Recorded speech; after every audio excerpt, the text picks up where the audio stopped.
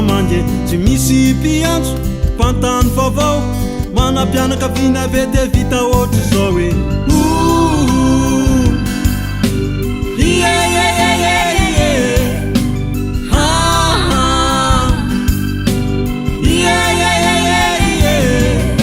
tsy misy pitsity tsy misy mpamangy narary tam'izany de veloma mampamangy tsy misy mpiantso fantany vaovao manam-pianakaviana ave dia vita ohatry zao hoe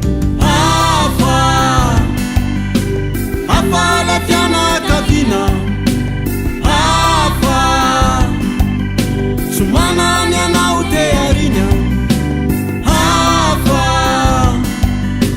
la fianakaviana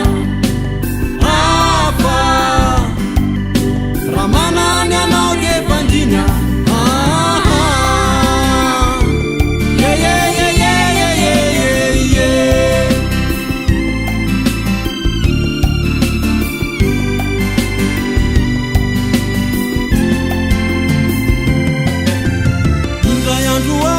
sendra nisy maty ny kokokotomany izy lazainy tsy napoziny raha iny anao malaza namoaka zavakanto elona ny tenjeny tadiavy nomeny pozina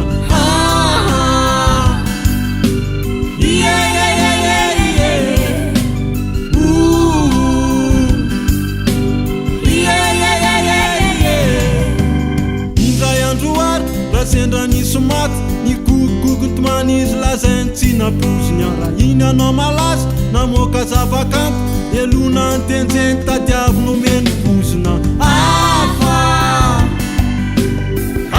la fianakaviana tsy manany anao de arinya la fianakaviana raha manany anao de vandinya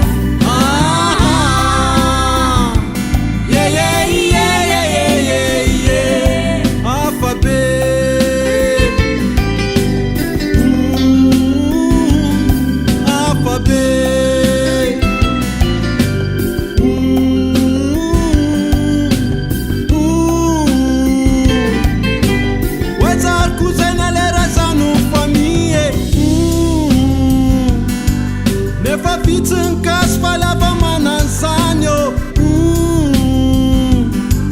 mitraka mareza ze fofaza mitomany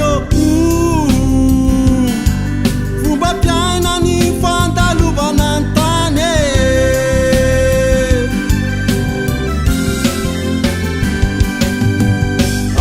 la fianakaviana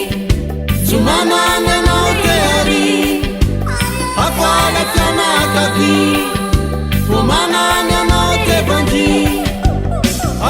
la fianakaviana